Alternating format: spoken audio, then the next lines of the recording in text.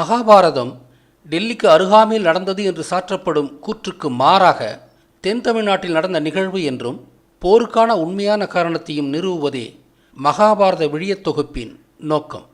தாமிரபரணி ஆற்றங்கரையோரம் புதிதாக தோன்றிய விவசாய குடிகளுக்கும் தற்போதைய கேரளாவின் தென் மாவட்டங்களான கொல்லம், பத்தன்மிட்டா, ஆலப்புழா பகுதிகளைச் சேர்ந்த மலைநாடுகளின் அக்கால மலை மக்களுக்குமான சண்டைதான் அது. திருநெல்வேலி என்ற பெயரே நெல் விவசாயம் முதலாக தோன்றிய இடம் இது என்பதை நிரூபிக்கும் சான்று. காட்டு நடுவே உருவாக்கப்பட்ட நெல் பயிரை காட்டில் மேயும் கால்நடைகளிடமிருந்து காக்க வேலியிட்டதால் முதலாக காட்டில் தோன்றிய நெல்வேலியின் பெயரால் இந்த இடம் நெல்வேலி என்றே அழைக்கப்பட்டு இப்போது திரு என்ற அடைமொழியோடு திருநெல்வேலி என்று அழைக்கப்படுகிறது. மல்லர்களாகிய பாண்டியர் என்று அழைக்கப்பட்ட விவசாய குடிகளின் 5 மன்னர்களே மகாபாரதத்தில் பாண்டவர் என்று அழைக்கப்பட்டனர். குரவர் என்று அழைக்கப்பட்ட 100 மலை மன்னர்களே மகாபாரதத்தில் கௌரவர் என்று அழைக்கப்பட்டனர். மகாபாரதம் குரவர்களாகிய கௌரவர்களை கொடியவர்களாகவும் பாண்டியராகிய பாண்டவர்களை நல்லோராகவும் சித்தரிக்கிறது. ஆனால் பொதுவாகவே வெற்றி பெற்றவரே வரலாறு எழுதுகின்றனர். அதனால் தோற்றவர்களை கெட்டவர்களாக காண்பிப்பது வழமை. எனவே 5000 ஆண்டுகளுக்கு முன்பு நடந்த நிகழ்வை அலசும்போது புராணங்களில் சொல்லப்பட்டவற்றை அப்படியே ஏற்றுக்கொள்ளாமல் ஆய்வு செய்தே முடிவுக்கு வர வேண்டும்.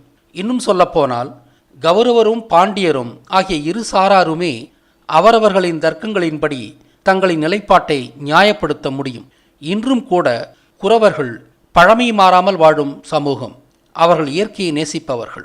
இந்தியாவெங்கும் உரு வழிபாடு உள்ளபோது இவர்கள் தங்களின் கடவுளை இன்றும் கூட உருவத்தால் வழிபடுவதில்லை என்பது ஒரு வியப்பான செய்தி. கௌரவர்களின் இயல்பு இப்படி இருக்கும்போது அன்று புதிதாக தோன்றிய உழவுக்குடிகளான பாண்டவர்கள் காடுகளை அழித்து விவசாய நிலங்களை உருவாக்கியது இயற்கையை பாழ்படுத்தாமல் வாழும் குரவர்களுக்கு ஒவ்வாத செயலாக இருந்தது. அவர்களுக்குள் உள்ள சிக்கலுக்கு இதுவே பெருங்காரணமாக இருந்தது. அவர்களுக்குள் இருந்த பகைக்கு இன்னும் ஒரு பரிமாணமும் உண்டு. காடுகளில் வாழ்ந்த மேய்ச்சல் சமூகங்களில் 2 வகைகள் இருந்தன. ஒன்று மாடுகளை மேய்க்கும் ஆயர்கள், மற்றது ஆடு மேய்க்கும் கோணார்கள். இவர்கள் 2 சாராரும் ஒரே மேய்ச்சல் நிலத்தை பயன்படுத்தினாலும் தனித்தனி பகுதிகளில் வாழ்ந்த சாதி குழுக்கள். ஆயர்கள் தங்களின் பால் பொருட்களை கோணர்களின் ஆட்டிறைச்சிக்கு பண்டம் மாற்று வணிகம் செய்து வாழ்ந்தனர்.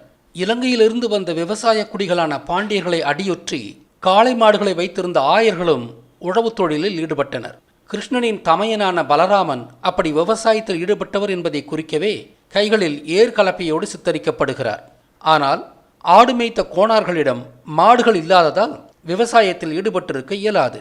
அதே சமயம் காடுகள் விவசாய நிலங்களாக மாற்றப்படும் போது தங்கள் ஆடுகளின் மேய்ச்சல் பகுதிகள் கணிசமாக குறைவதால் காடுகளை அழித்து விவசாய நிலமாக்குவதற்கு கோணார்கள் எதிர்ப்பு தெரிவித்திருப்பார்கள். அதனால் அக்காலத்தில் பாண்டியர், ஆயர், கௌரவர், கோணார் குழுக்களிடையே வாழ்வாதாரம் சார்ந்த கடும் முரண்பாடுகள் தோன்றியது. எனவே ஒவ்வொரு குழுவும் விவசாயத்திற்கு ஆதரவான அல்லது எதிரான தங்களின் நிலைப்பாட்டிற்கு நியாயம் கற்பித்து எதிரெதிர் குழுக்களாக அணி திரண்டனர். ஆக மகாபாரத போரில் எந்த குழுவையும் நாம் தவறானவர்களாக சித்தரிக்க முடியாது. ஒவ்வொரு அணிக்கும் ஒரு நியாயம் இருந்தது. கௌரவர்களை கொடியவர்களாக காட்டும் மகாபாரதத்தை ஆய்வு செய்யும் நான் இந்த தெளிவையும் எச்சரிக்கையும் ஏற்படுத்திவிட்டே முன் செல்ல வேண்டும். இந்த விழியத்தின் நோக்கங்களில் இதுவும் ஒன்று. நான் முன் சொன்னவற்றிலிருந்து மூல மகாபாரத காவியம் உண்மையான வரலாற்று நிகழ்வை ஒட்டி உருவாக்கப்பட்டதே ஒழிய அது ஒரு கற்பனை காவியம் அல்ல என்பது புரிந்திருக்கும். ஆனால் சமஸ்கிருத கதையின்படி இது ஒரு கற்பனை காவியம் என்ற எண்ணமே மேலோங்குகிறது. இதற்கான காரணம் என்னவென்றால் சமஸ்கிருத மகாபாரதம் பல உள்நோக்கங்களோடு உருவாக்கப்பட்டது. தமிழரின் தொன்மமான இந்த காவியத்தை தமதாக்கி கொண்டு அதை மாற்றி எழுதுவதில் பிராமணருக்கு 2 வகையான அனுகூலங்கள் இருந்தது. ஒன்று, மூலக்கதையை திரித்து இடம்பெயர்த்து எழுதியதின் மூலம் தமிழரின் தொன்மையை நிரூபிக்கும் ஒரு வரலாற்று சான்றை அளித்தனர். 2, வெளியிலிருந்து இந்தியாவுக்குள் புகுந்த பிராமணர்கள் பழம்பெரும் காவியமாக கருதப்பட்ட மகாபாரத கதையை தகுந்தாற்போர் திருத்தி எழுதி அதை தாங்கள் இந்தியாவின் பூர்வீக குடி என்று நிறுவ ஒரு ஆவணமாக பயன்படுத்தினர். அதோடு அல்லாமல் மனுதர்ம கருத்தியல்களை கடவுளின் பெயரால் உட்புகுத்தி தங்களின் மேலாண்மையை நிறுவவும் மகாபாரதம் பயன்பட்டது. திருத்தி எழுதப்பட்ட மகாபாரதத்தை பயன்படுத்தி இந்திய மக்களின் மனங்களை கெடுப்பதின் மூலம் பெரும் பலன்களை அடைந்தனர் பிராமணர்கள். அதோடல்லாமல் சூதாட்டம், பாலியல் முறைகேடுகள், இனக்கொலை, அருவருக்கத்தக்க சத்திரிய தர்மம், மனு தர்மம் போன்ற இல்லுமினாட்டி கைரேகைகள் மகாபாரதம் முழுக்க இழையோடு இருக்கிறது. புராணங்களை எழுதிய காலம் குப்தர் காலமான 5ஆம் நூற்றாண்டு. அப்படியென்றால் 5ஆம் நூற்றாண்டிலேயே இல்லுமினாட்டி கருத்தியல் இந்தியாவிலா? ஆம், இது ஒரு ஆச்சரியமான உண்மை செய்தி. ஒரு வரலாற்று காவியம் இடம்பெயர்க்கப்பட்டு வேற்றிடத்தில் நடந்ததாக புனையும் போது அதன் சம்பவங்கள் புதிய இடத்தில் பொருந்தாது. எனவே அதை ஒரு கற்பனை கதை போல செய்ய வேண்டிய தேவை எழுகிறது. அப்படி செய்யப்பட்டதுதான் சமஸ்கிருத மகாபாரதம். அசிங்கங்களும் நம்பவே முடியாத புனைவுகளும் நகைப்புக்குரிய கருத்துக்களும் வண்டி வண்டியாக மண்டி கிடக்கும் காவியம்தான் சமஸ்கிருத மகாபாரதம். கெட்ட மனிதர்கள் கூட இறைவனுக்கு தவம் இருந்து நகைப்புக்குரிய வகையில் வரம் பெறுவார்களாம். ஒரு மந்திரத்தை சொன்ன மாத்திரத்தில் கைகளில் பிள்ளை வந்துவிடுமாம். மந்திரத்தை ஓதியவுடன் கைகளில் வகை வகையான ஆயுதங்கள் வந்துவிடுமாம். மந்திரத்தை ஓதியவுடன் பெரிய நகரங்களும் கூட நொடியில் உருவாகிவிடுமாம். ஒரு தாய் வாய் தவறி உச்சரித்த வார்த்தைகளால் ஒரே பெண்ணை அவளது 5 மகன்களும் மணப்பார்களாம். அம்மா, கன்னியை பரிசாக கொண்டு வந்திருக்கிறோம், கன்னியை பரிசாக கொண்டு வந்திருக்கிறோம். கனியை பகிர்ந்து கொள்ளுங்கள், கனியை பகிர்ந்து கொள்ளுங்கள். சூதாட்டம் விளையாடி ஒரு அரசன் தனது அனைத்து உடைமைகளையும் இழப்பானாம். அப்பப்பா, மனநோயாளிகள்தான் இத்தகைய கருத்துக்களை எழுத முடியும். இப்படியாகத்தான் வேதவியாசர் என்ற பெயரில் பிராமணர்கள் 10,000 குரட்பாக்களை கொண்ட தமிழ் காவியத்தை 1,00,000 குரட்பாக்களை கொண்ட சமஸ்கிருத காவியமாக மாற்றினர்.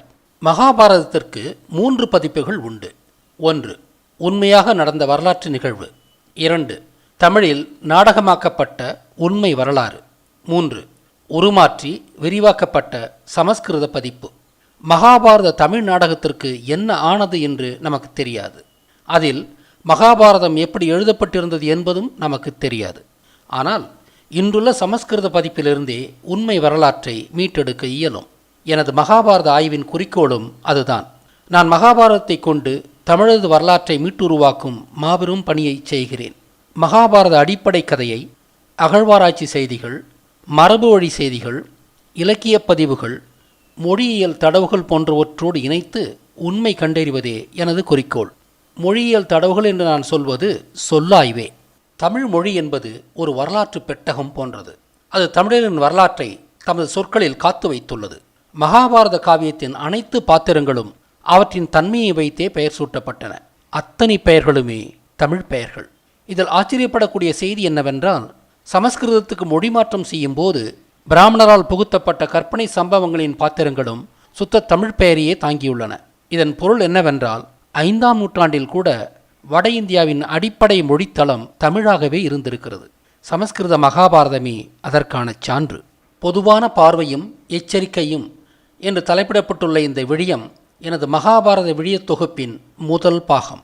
மகாபாரதம் நாகர், எக்கர், சேரர், பாண்டியர் என்ற இனங்களின் ஒட்டுமொத்த வரலாற்று காவியம். வேடிக்கை என்னவென்றால், சமஸ்கிருத மகாபாரதம் நாகர்களை நகைப்புக்குரிய வகையில் பாம்புகளாகவே சித்தரிக்கிறது. நாகர்கள் உண்மையிலேயே உலகின் பேசத் தெரிந்த முதற்குடி. இவர்களே பிற்காலத்தில் மேய்ச்சல் சமூகமாக மாறுகின்றனர். நாகர்களிலிருந்தே பிற்காலத்தில் மலைவாழ் சமூகமான எக்கர்கள் தோன்றினர். இந்த கருத்துக்களை விரைவில் மனிதனின் வியக்க வைக்கும் தொல் வரலாறு என்ற விழியம் வழியாக வெளியிடுவேன். இது ஒவ்வொரு மனிதனும் பார்க்க வேண்டிய விழியம். மகாபாரதத்தை புரிந்து கொள்ள இந்த விழியத்தை முழுமையாக உள்வாங்கிக் கொள்ள வேண்டும். இது மகாபாரத விழிய தொகுப்பின் 2ஆம் பாகமாக இருக்கும். மகாபாரதம் 5 யுகங்களை பற்றிய கருத்தையும் தீர்க்க தரிசனத்தையும் கொண்டுள்ளது.